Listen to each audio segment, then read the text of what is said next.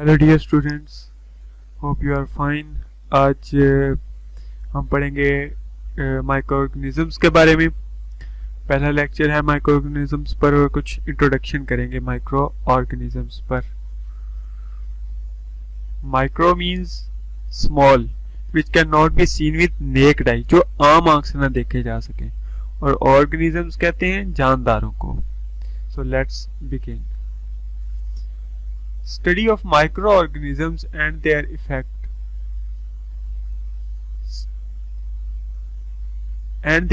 on their living things is microbiology. सबसे पहले देखते हैं जी कि माइक्रोबायोलॉजी क्या चीज है. माइक्रोबायोलॉजी, बायो मीन्स लाइफ और लॉजी कहते हैं स्टडी को. क्या कहते हैं जी? स्टडी को. और बायो मीन लाइफ, मतलब स्टडी ऑफ लाइफ.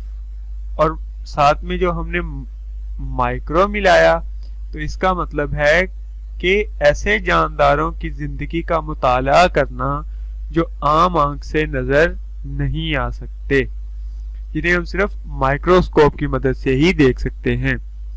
अब इसमें डिफरेंट जो है इसकी ब्रांचेस हैं, शाखें हैं. सबसे पहले है वायरोलॉजी है, जिसमें हम वायरसेस पढ़ते हैं. फिर बैक्टीरियोलॉजी है, जिसमें हम बैक्टीरियाज की लाइफ के बारे में पढ़ते हैं. माइकोलॉजी में फंजाई की लाइफ पढ़ते हैं. पैरासिटोलॉजी में ऐसे माइक्रो ऑर्गेनिज्म की स्टडी करते हैं जो आम आंख से नजर भी नहीं आ सकते और जो इन रिटर्न दूसरे जानदार को डिजीज भी देते हैं, मतलब हार्म पहुंचाते हैं, पैरासाइट्स. अब जो माइक्रो ऑर्गेनिजम्स होते हैं वो सिर्फ और सिर्फ इन्फेक्शियस डिजीजेस तक ही महदूद नहीं है, बल्कि इसके अलावा भी इन्वायरमेंट में इनका बहुत मेजर रोल है. आगे देखेंगे कि कैसे. जैसे माइक्रोबायोलॉजी, फिजियोलॉजी जो है, इसमें हम पढ़ेंगे. फिजियोलॉजी का आपको पता होगा कि फिजियोलॉजी में हम फंक्शनिंग ऑफ सिस्टम पढ़ते हैं, टिश्यूज की फंक्शनिंग के बारे में, कि वो फंक्शन कैसे करते हैं. तो इसमें हम माइक्रोबियल ग्रोथ, कि वो ग्रोथ कैसे करते हैं, मेटाबॉलिज्म कैसे होता है उनमें, स्ट्रक्चर कैसा है, दिखते कैसे हैं वो. फिर इंडस्ट्रियल माइक्रोबायोलॉजी है. इसमें जी ये बड़े अहम चीजें हैं. फर्मेंटेशन, वेस्ट वाटर ट्रीटमेंट, जो पानी ज़ाया होता है वो ज़ाया ना किया जाए बल्कि माइक्रोब्स को इस्तेमाल करके उसे इस्तेमाल लायक बना लिया जाए. इसके अलावा जो फर्मेंटेशन है, ये बेकरी प्रोडक्ट्स जितने भी हैं, इस फर्मेंटेशन के जरिए जिसमें यीस्ट इस्तेमाल होता है जो कि माइक्रो ऑर्गेनिज्म है, इसकी मदद से बनाए जाते हैं. फिर माइक्रोब्स को फूड प्रोडक्शन में इस्तेमाल करना और माइक्रोबियल इकोलॉजी का अहाता करना, ये भी इसमें शामिल है. अब माइक्रोब्स क्या होते हैं? टीनी क्रीचर्स हैं. दे आर टीनी क्रीचर्स, मतलब बहुत ही छोटे जानदार. Cantt be seen with necked आई, आम आंख से नजर भी नहीं आते. फिर कौन कौन से हो सकते हैं जी? बैक्टीरिया हो सकता है, आर्चिया हो सकता है. ये बैक्टीरिया की तरह ही का ये क्रीचर होता है, लेकिन डिफरेंस ये होता है इसमें कुछ ट्रेट्स होते हैं जो कि बैक्टीरिया में नहीं होते, ट्रू बैक्टीरिया में नहीं होते, तो इन्हें आर्चिया कहते हैं.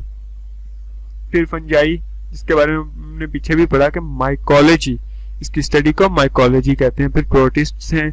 ये प्रिमिटिव, मतलब बहुत ही पुराने एल्जी है, मतलब बिग बैंग के दौर की आप कह लें तो बेहतर होगा, आगाज की, बहुत पुराने, जब एबायोटिक सिस्टम था ना तब. फिर अमीबा, स्लाइम मोल्ड्स, प्रोटोजोआ, ये सारे के सारे प्रोटिस्ट्स में आएंगे. फिर वायरसेस जो होते हैं ये सिर्फ और सिर्फ होस्ट बॉडी में लिविंग होते हैं. इसके अलावा जो है ये अपनी मशीनरी खुद इस्तेमाल नहीं कर सकते और ना रेप्लिकेट कर सकते हैं खुद. आगे चलते हैं.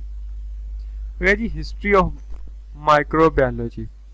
अब सबसे पहले Robert Hooke observe little boxes like honeycomb. अब रॉबर्ट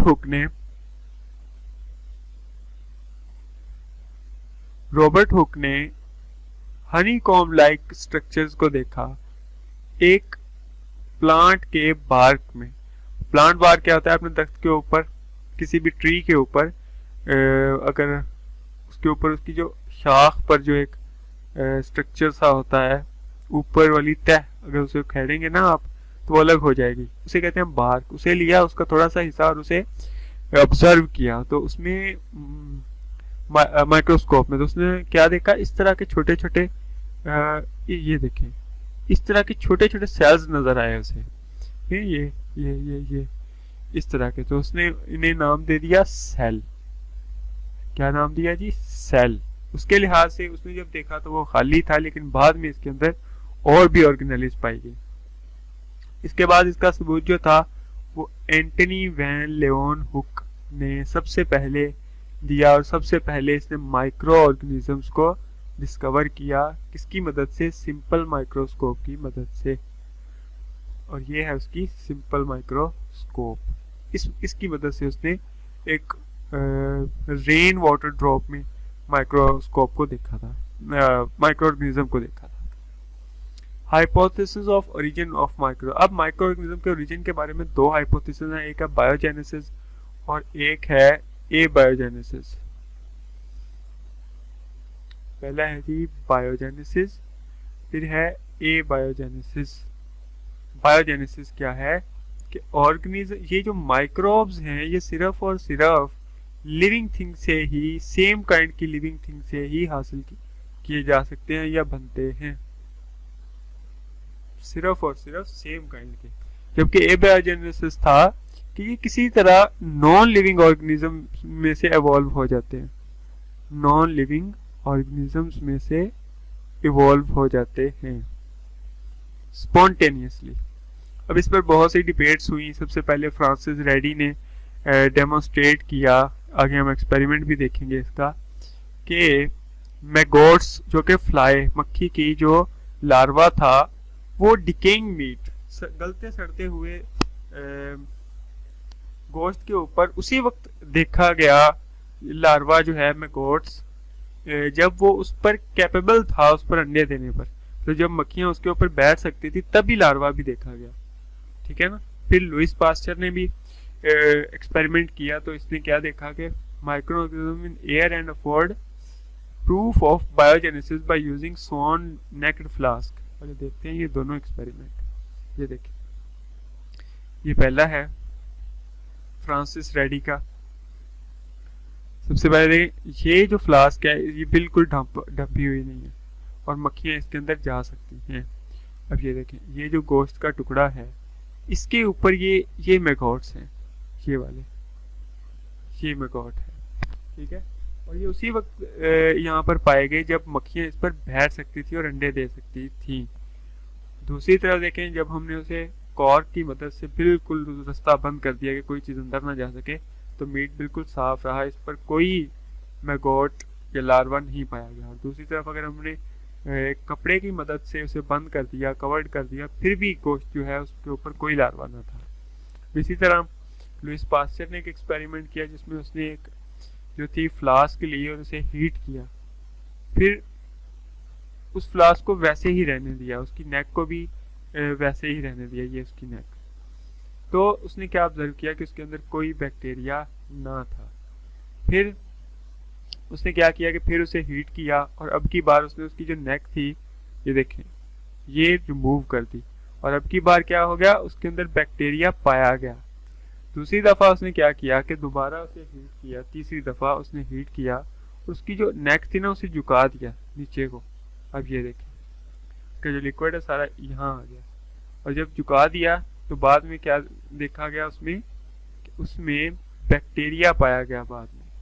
تو یہ ثبوت تھا کہ بایوجینیسس کو سپورٹ کر رہے تھے دونوں experiments. Diversity of micro organisms.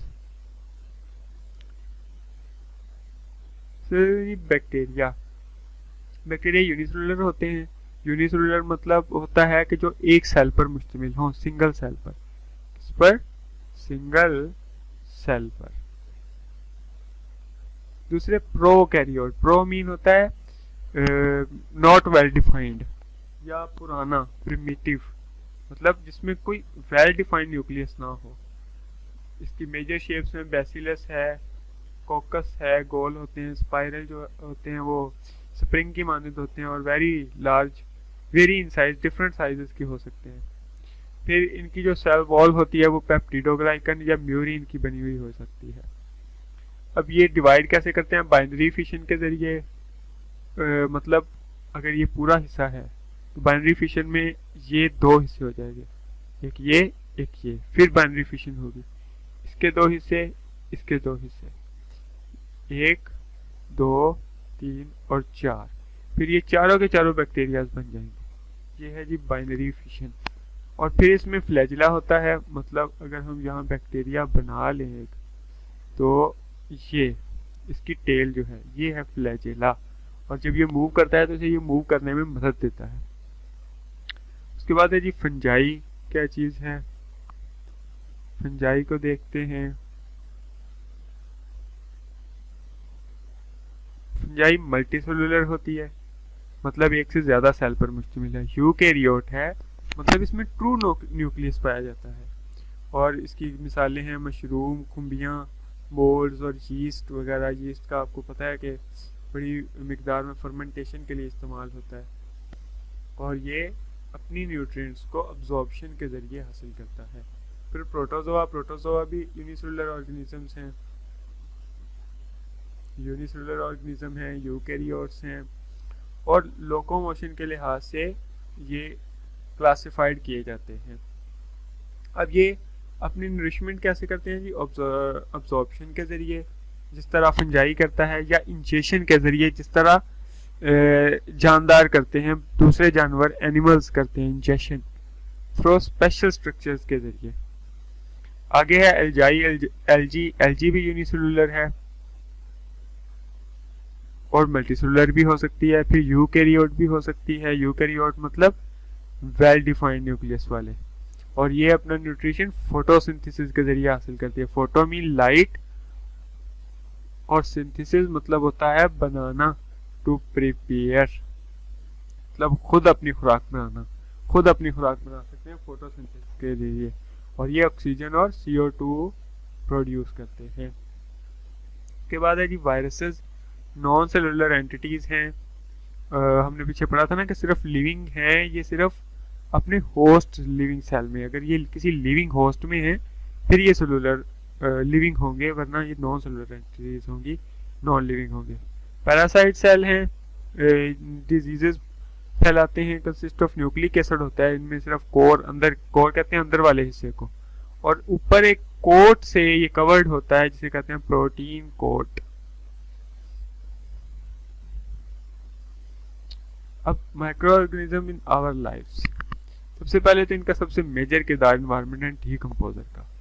یہ ڈیڈ پلانٹس اور اینیملز کو ڈیگریڈ کرتے ہیں. آپ نے دیکھا ہوگا کہ کبھی کبھار اینیملز جو ہیں روڈ ایکسیڈنٹس میں جو ان کی ڈیتھ ہو جاتی ہے اور وہ وہیں پڑے رہتے ہیں، تو تھوڑے دن کے بعد ان کا صرف ڈھانچہ ہوتا ہے، مطلب اسکیلیٹن، اور ٹھیک ہے نا، تھوڑے دن کے لیے بدبو آتی ہے اس کے جسم میں سے بھی، لیکن پھر وہ بالکل ختم ہو جاتا ہے اور ڈھانچہ رہ جاتا ہے، پھر وہ بھی ختم ہو جاتا ہے. تو وہ کون کرتا ہے ایسے؟ مائکرو آرگنیزم، بیکٹیریاز کرتے ہیں، ڈیگریڈ کر دیتے ہیں، ڈیکمپوز کر دیتے ہیں، اور ریسائیکل کر کے اس کے کاربن، ہائیڈروجن، نائٹروجن، اس کے سارے کنسٹیٹیوئنٹ جو ہیں وہ سارے کے سارے دوبارہ ایٹماسفیئر میں شامل ہو جاتے ہیں. اسے کہتے ہیں ریسائکلنگ کرنا.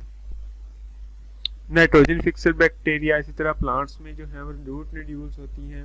سمبیوسس ریلیشن ہوتا ہے جس میں بیکٹیریا رہتا ہے، اور پھر بیکٹیریا جو ہے وہ ایٹماسفیئرک نائٹروجن کی فکسیشن میں مدد کرتا ہے. نائٹروجن پلس 12 ATP نائٹروجنیز انزائم کے ہوتے ہوئے کیا بنے گا؟ امونیا پلس ADP اور پلس فاسفیٹ بنے گی. فوڈ انڈسٹری میں bacteria are used in making dairy products بنانے کے کام آتا ہے، جس میں چیز، دہی، چاکلیٹ، یوگرٹ، ڈرنکس جو ہیں ان میں. اس کے علاوہ بیکری پروڈکٹس، الکوہلک بیوریجز جس میں وائن ہے، ٹھیک ہے نا، ووڈکا، اس طرح کی بیوریج سارے کے سارے جو ہیں وہ مائکروبس کے ذریعے بنائے جاتے ہیں. پکل، اچار، ونیگر، سرکہ بنایا جاتا ہے. اس کے علاوہ مائکرو آرگنزم جو ہے وہ ڈیزیزز بھی کاز کرتے ہیں. Hope you like today's lecture. اگر اس لحاظ سے آپ کو کوئی بھی query ہو تو آپ کامنٹ سیکشن میں پوچھ سکتے ہیں یا میل کر کے بھی پوچھ سکتے ہیں. See you in the next lecture. Thank you so much.